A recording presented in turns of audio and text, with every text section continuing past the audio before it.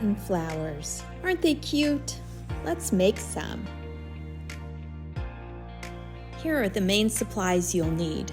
22 gauge wire, mine came from the floral department, and 3 different sizes of buttons. They can be 2-hole or 4-hole. You can choose a variety of colors. Starting with the button, you want to be on the top of the flower. Thread the wire through evenly on each side.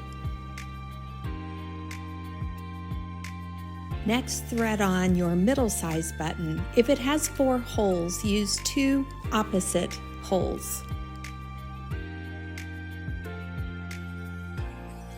Here you can see that I'm putting the largest button on the bottom, threading all 3 together, and then I will pull the wire down snugly. Isn't it cute? Next, twist the 2 ends of the wires together, starting right underneath the largest button. Do it snugly and keep twisting all the way down to create the stem. Here you can see 2 button flowers that I made. 5 button flowers makes a cute bouquet. Then measure them up to the little container you're going to use for your vase and snip off the ends that are too long.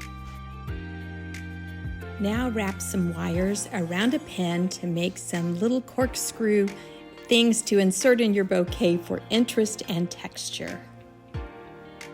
5 button flowers and 4 corkscrews at varying heights make a lovely little bouquet.